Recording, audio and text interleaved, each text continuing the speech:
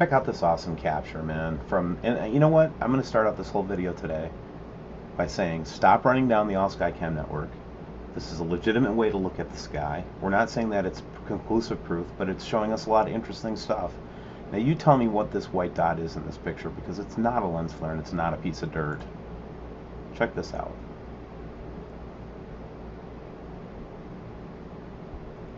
So there is an approaching planetary system, a solar system. That's what we theorize and believe. And in this picture, he's captured one of the objects we think that are in that system. And what I'm trying to tell everybody, and I'm telling you right now, that this is really a good time to search your own soul and start to really think about your life and really, honestly give your life to Jesus, man. I mean, he is an excellent path to God, trust me. And the only one, quite frank. So, enjoy today's video. Check out the Skycam in Australia here, in Gorge Creek Orchards in Australia. Look at this strange image of a seeming orb being illuminated by the sun and then moving quickly off into the western direction. Very, very interesting. Very interesting. Take a look at that. Oh my. Is anybody else seeing that? That is crazy. Crazy, crazy. Man, so I went down to check out the other Australian cams, and I don't know what I'm looking at here. This is the Savannah cam right now, and I'll zoom out here in a second, but I don't know what I'm looking at here. I don't know what that is. Project Bluebeam? I don't know. But yeah, something weird, man. That is definitely strange. Very strange. Now, this kind of goes to the Sam Hoffman theory, but this is Sharon Harbeck, basically, looking opposite from the sun, and seeing this kind of green thing, and then seeing this kind of darkness, like it's a huge kind of body. So, just an interesting, another picture from Sharon.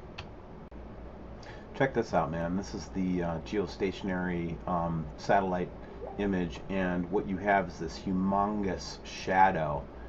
And the question you have to ask yourself is, why during midday, or relatively in the afternoon, where this should be the brightest part of the United States, do we have a huge shadow appearing? Could it possibly be a huge planet blocking the sun? I don't know, but it is definitely an interesting theory. Speaking of pole flips, a subscriber sent me this really interesting map. I don't know what the origin is. I'm not a cartographer, but what it would seem to depict is that there was a time when perhaps, I don't know if we've even mapped Australia until just recently with ice sonar. So if this is an accurate map from way back, it would seem that Antarctica at one time was not under ice. Okay, that's kind of what maps like this say to me, anyway. But if anybody has any other comments on this map, or any more information on this map, I just thought it was a really interesting old map. And if that's an accurate depiction of Antarctica, which it looks like it is to me, then that would just be something, another data point. You know what I mean? Here's a cool corroboration. See this little disc up here? And see how it's got a big notch cut out of it? Does that have anything to do, or is it anything in common with the Nebra sky disc, per this subscriber that was kind enough to send this in, Gina? But basically, it looks like the same exact chunk taken out. It's just an interesting corroboration, I think. Thanks, Gina. Check out this, basketball-sized hail in Miramar. But the reason I wanted to show you this is because this is the kind of, I think, developing severe weather that we have to start to mentally prepare for. Too bad the people in Miramar didn't have a chance to mentally prepare. It was very shocking to them. This is what it looked like. Thank you for the Two Preachers YouTube video for this YouTube channel for this video. Here, I'll fast forward it because it gets really intense. Look at that. So it's really, you got to have a place where you can go, where you can feel safe when stuff like this is falling out of the skies, guys. Okay? I often talk over footage like So just wanted to give you a heads up on what big, humongous hailstones look like. People are starting to get really good at putting their finger up to the sun during key times of the day and capturing a lot of different stuff in the around the sun. And if again, I'm one of those people that I'm looking at this and saying, well, it can't be a lens flare because the sun's being covered up. So really, these could be known planets or stars, I suppose. But I don't know. What do you guys think? Check out this shot. Just got it in from the Addicted to Sports occupancy webcam, and basically what we see is this orb up here.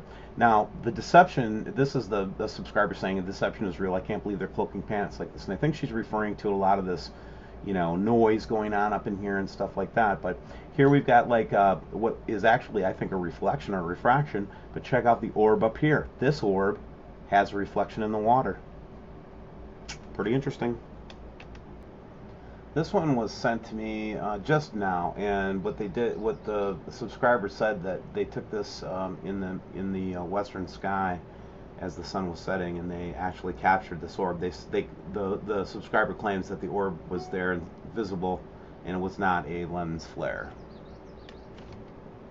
This is a special shout out to the young lady that sent me, or young man that sent me this from Hawaii. I'm going to show this because it's interesting, and I think what she's trying to illustrate, or what we're trying to illustrate here, is first of all, there's some interesting components going on in this photograph, but I think what they're trying to illustrate is that the sun is flashing,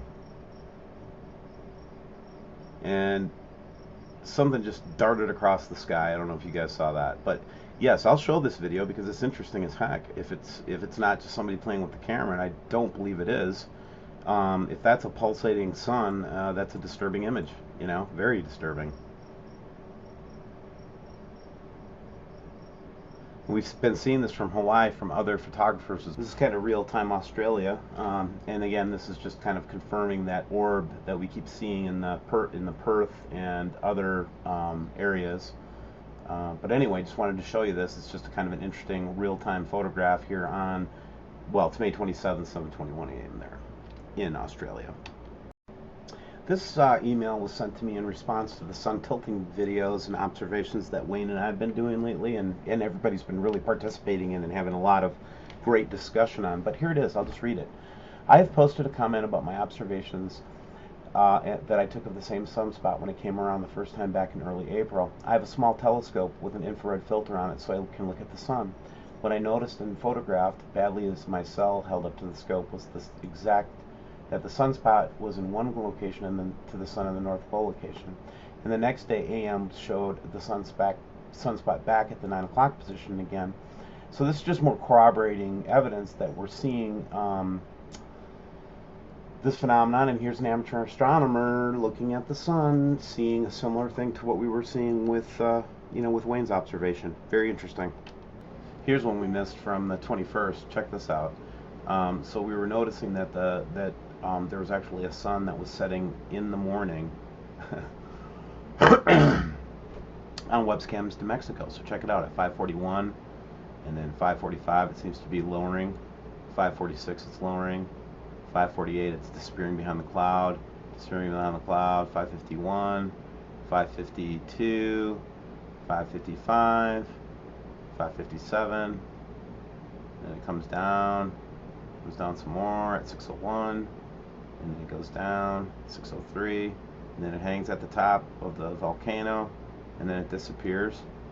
And I just showed you a sun setting at 6:19 a.m. in the morning. How do you like those apples? Hi everybody, just want to leave you with a couple of final thoughts. We're seeing a great corroboration and a great intensity increase in the amount of events and intensity of events and frequency of weather events, celestial observations, and other things that would lead me to believe that things are accelerating at a great pace. It might be a good time for all of us just to sit down for a second and take a breath. Take stock of what's going on, and living in the present moment is very critical. Enjoying every moment that we have with each other, enjoying every drink of water, enjoying every glass of wine, enjoying every moment of peace, every moment of love. Enjoy those things now. And then the second thing I would say to you is to prepare yourself spiritually and ground yourself for the things that are coming. And what I mean by that specifically is you need to have a relationship with the divine. You have to have a relationship with what we call God. And that relationship comes through Jesus Christ. That's the way it came for me. Because he was the God that showed me that God totally has a peace agreement. He has no animosity towards me. He is absolutely on my side, and he is in my corner. And I just wanted to lay out that message that he's in all of our corners. And if we come to him, we can get wisdom and guidance. And I just hope that you all have a wonderful Memorial Day and safe Memorial Day weekend. God bless.